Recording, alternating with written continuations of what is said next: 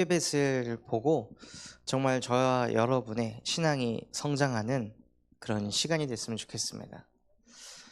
사람들은요, 무엇을 쫓아가냐면 트렌드를 쫓아갑니다. 요즘 트렌드가 뭐지? 우리나라 말로 하면 요즘 유행이 뭐지?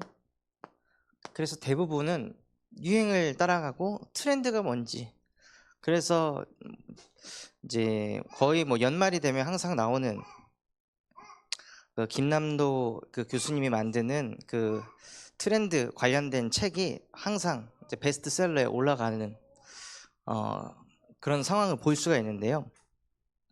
근데 진짜 성공한 사람들은 트렌드를 쫓아가기보다 어떤 불변의 원칙을 가지고 있습니다. 세월이 지나도 변하지 않는 것, 그것을 가지고 살더라고요.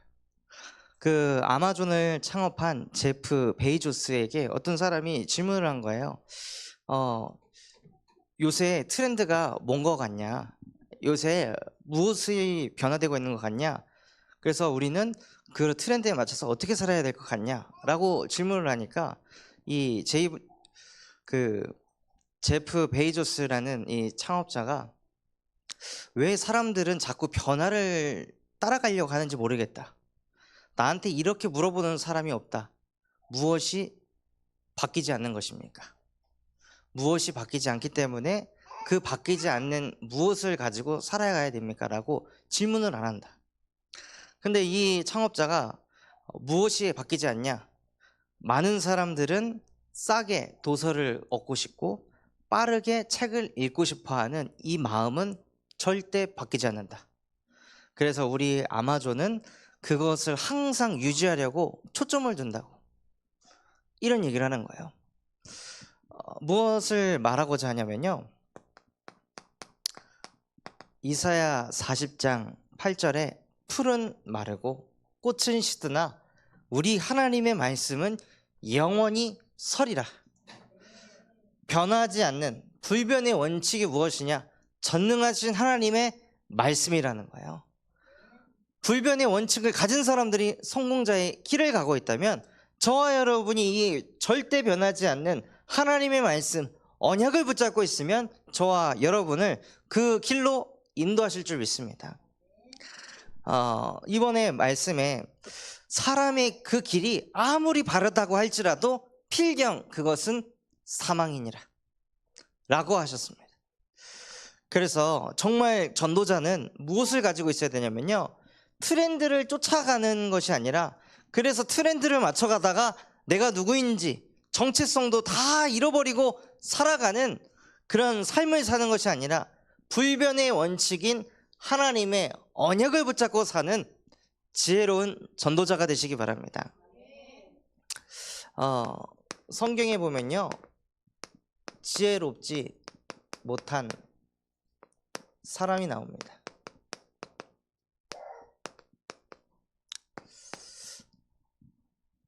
누구냐면 하와가 인류 최초로 지혜롭지 못한 짓을 했습니다.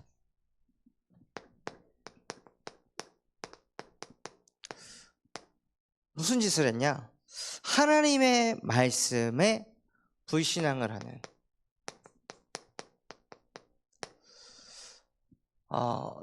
뱀이 가장 강교한지라 라고 성경에 보면 기록되어 있습니다. 가장 강교하기 때문에 뱀이 계속 정탐을 할 거 아니에요? 누가 하나님 말씀을 불신앙하고 있는지, 누가 하나님의 말씀에 자기 생각을 넣어가지고 왜곡시키고 있는지, 이 뱀이 그것을 알고 하와의 마음속에 불신앙을 집어넣은 거예요. 사실은 불신앙을 집어넣었다기보다 변하지 않는 하나님의 말씀을 왜곡해서 가지고 있었던 거죠. 그런 마음속에 그것을 들춰내가지고 하나님의 말씀에 불신앙을 하고 죄 가운데 빠져서 무엇이 왔냐면요, 집안에 재앙이 끊임없이 몰려옵니다. 아무리 막으려고 해도 집안에 재앙이 끊임없이 몰려오는 거예요. 하와가 불신앙하고 뭐 했죠? 두려워서 숨었나이다. 그런데 그 하와의 영적 상태가 누구한테까지 갔냐면요, 가인한테, 아들한테까지 그대로 내려간 거예요. 그대로 내려가서 두려워가지고 누굴 죽였어요? 자기 동생을 죽였어요.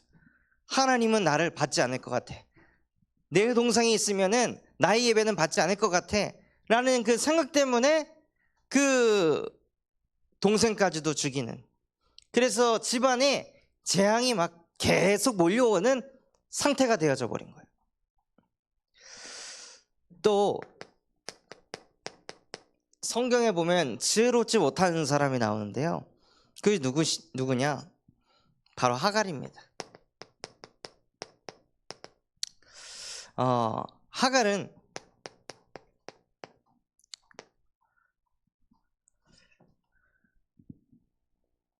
아브라함하고 관계를 가질 수 없는 그냥 몸종이었어요.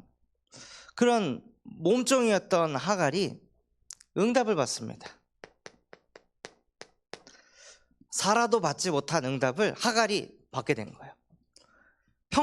평생을 응답을 받지 못하면서 살다가 응답을 한번 딱 받으니까 마음에 교만이 온 거예요. 이거 하갈이 대단해서 받은 응답이에요? 아니에요. 하갈이 대단해서 받은 응답이 아니라 오히려 이 응답이 왔을 때 사라한테 더 엎드렸어야지. 감사합니다. 나는 그냥 몸종임에도 불구하고 내 대해서 사실 씨가 끊어질 그런 상황이었는데 당신이 나를 이렇게 배려해줘서 내가 이런 응답을 받을 수 있었습니다. 정말 감사합니다라고 이야기를 하면 되는데, 저를 포함해서 많은 사람들이 응답을 딱 받으면요, 자기도 모르게 교만해지는 거예요. 자기도 모르게 교만해져 가지고 뭐 하냐? 사람을 판단합니다.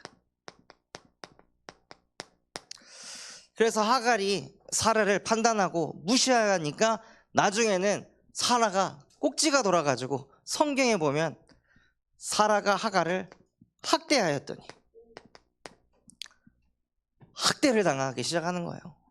응답 받았다고 그것에 막 들떠가지고 교만해 있다가 결국에는 그 응답 때문에 학대를 받고 집에서 쫓겨나는 그러한 더 큰 문제를 맞게 되었습니다. 왜냐? 지혜롭지 못해가지고.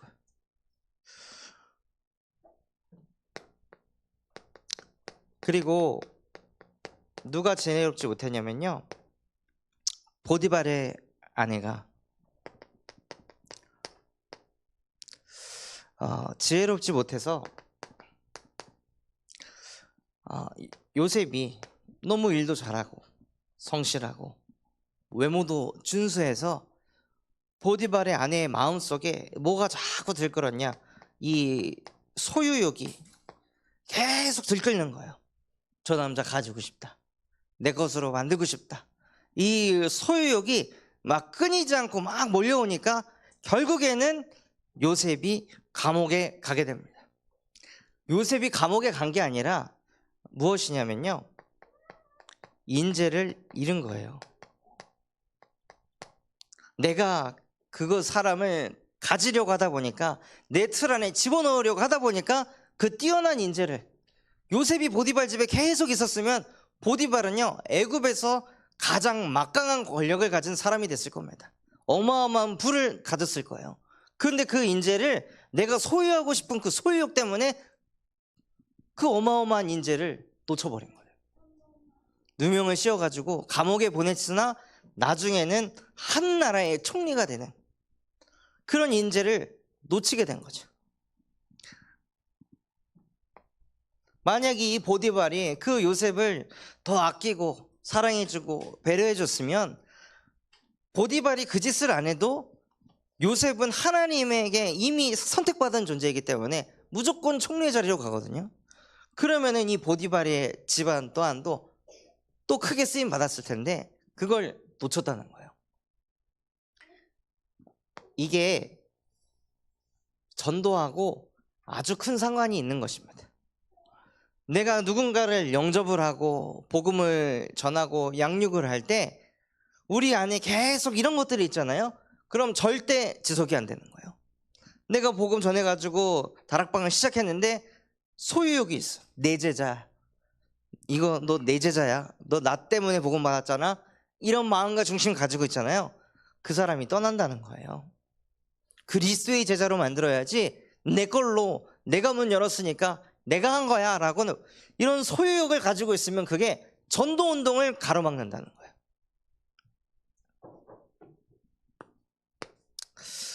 그래서 이 지혜를 얻지 못하면 하나님이 원하시는 전도운동을 할 수 없기 때문에,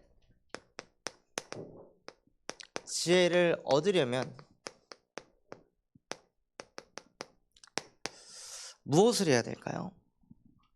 지혜를 얻으려면요, 먼저 요한복음 8장 44절, 너희는 너희 아비 마귀에게서 났으니 너희 아비의 욕심대로 행하고자 하느니라. 결국에 왜 지혜를 얻지 못하냐? 너희의 아비 마귀의 욕심대로 행하고자 하기 때문에. 그 욕심이 하와에게, 그 욕심이 하갈에게, 그 욕심이 보디발 아내에게 들어가 있으니까 지혜를 얻을 수가 없는 거예요.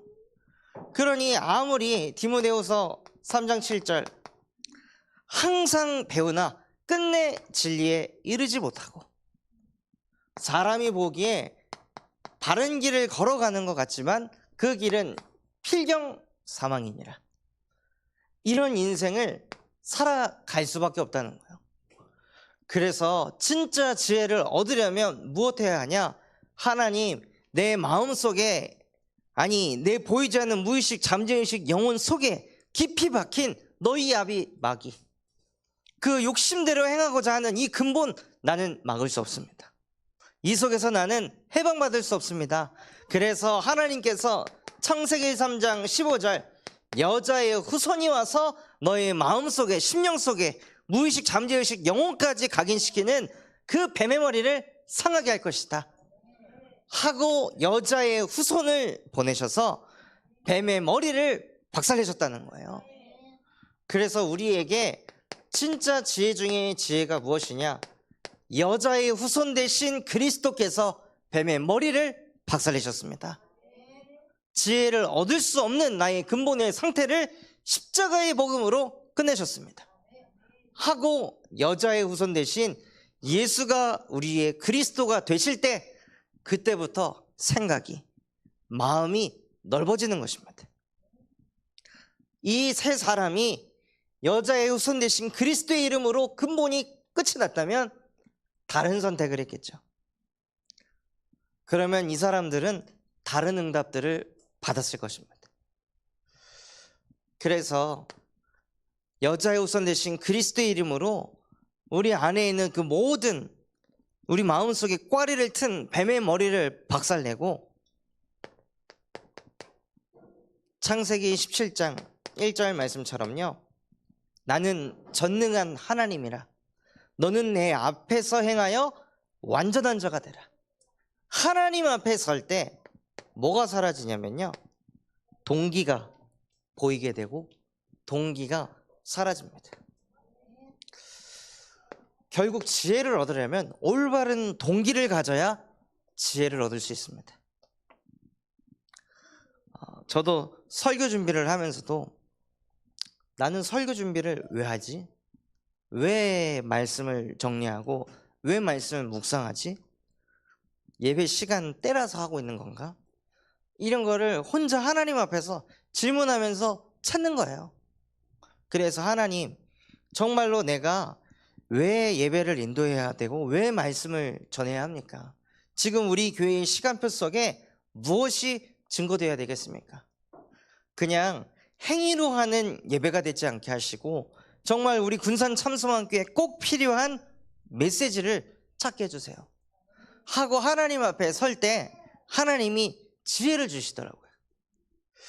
그래서 진짜 여기 계신 모든 전도 제자분들이요, 요게벳과 같은 전도자가 되시기 바랍니다. 요게벳이 어떤 사람이었냐면요, 창세기 15장 12절에서 21절에 보면 무슨 내용이 나오냐면요, 아브라함이 하나님 앞에 번제를 드리다가 잠을 잡니다. 조는 거예요. 하나님 앞에 번제를 드리면서 완전히 몰입해서 집중하지 않고 그냥 행위로 예배하다가 하나님한테 딱 걸린 거예요. 딱 걸려가지고 하나님이 뭐라고 하시냐, 내가 네 자손들을 앞으로 400년 동안 강대국의 노예가 되게 할 것이다. 영적 지도자가 행위로 예배하니까요, 그 밑에 자자 손손들이 완전히 재앙해. 그런데 그 400년이 지난 후에는 너희가 그곳을 나오게 될 것이고 그곳에서 많은 재물을 가지고 나오게 될 것이다. 이 언약을 기억한 것입니다. 뭐 간이 배 밖으로 나와가지고 나는 레위 지파 사람이니까 내가 자녀를 낳으면 하나님이 지켜주실 거야, 이런 객기를 가지고 결혼을 해서 아들을 낳은 것이 아니라요, 요게벳이 무엇을 먼저 가지고 있었냐, 언약을 기억하고 있던 거예요. 지금 이 흐름이 400년이 온 흐름이구나. 그렇다면 지금 이때에 하나님께서 우리 이스라엘 백성들을 이 애굽 땅에서 빠져나오게 하시겠구나. 그렇다면 내 아들도 이 재앙 속에서 빠져나오겠구나 하고 요게벳이 언약을 기억하고 혼인을 한 거예요. 그러니 언약을 가지고 있으니까요, 혼인을 해서 그 재앙 시대를 초월하는 응답을 받습니다. 많은 사람들이 지금 내형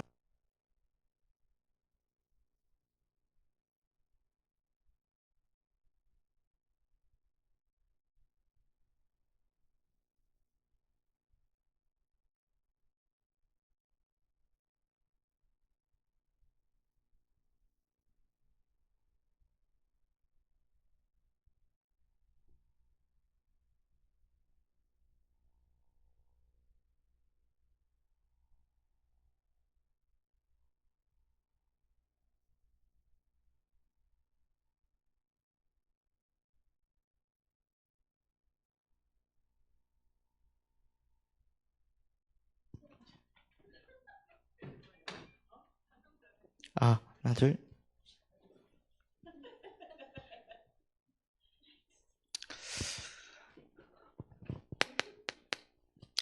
그리고 요게벳이요, 그 언약을 수백 년이 지나서 내려온, 그때 당시에는 성경이 없었잖아요.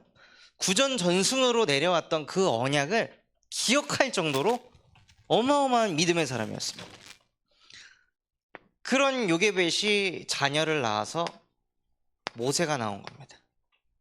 그 모세에게 젖을 물리고 그 모세에게 하나님 주신 언약들을 쫙 전달해서 모세가 모세 오경을 기록합니다. 모세한테 내용이 있었던 게 아니라 요게벳이 모든 언약들을 다 정리하고 있었고 그 언약들이 모세한테 전달이 된 거예요. 그래서 모세가 하나님의 절대 제자가 되었습니다. 요게벳 한 사람이요, 모세 한 사람을 제대로 절대 제자로 세팅하니까 모세를 통해 하나님께서는 200만 명을 복음화시켰습니다. 그러니까 부모 한 사람이 전도자의 응답을 받으니까 그 자녀를 통해 하나님께서는 진짜 셀 수 없이도 많은 구원의 역사를 이루셨다는 거예요.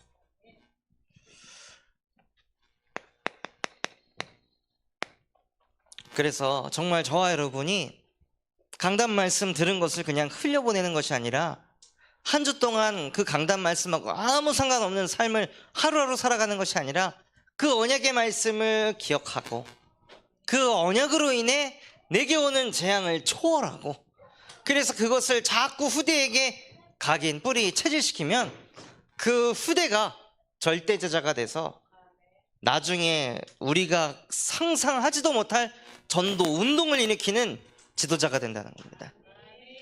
이곳에 계신 모든 우리 전도자분들이 그 응답 받는 주역 되시길 바랍니다. 그래서 결론으로요, 저와 여러분이 진짜 복음의 고수가 되시기 바랍니다. 고수는 생각하지 않고 그냥 몸에 배어버린 상태예요.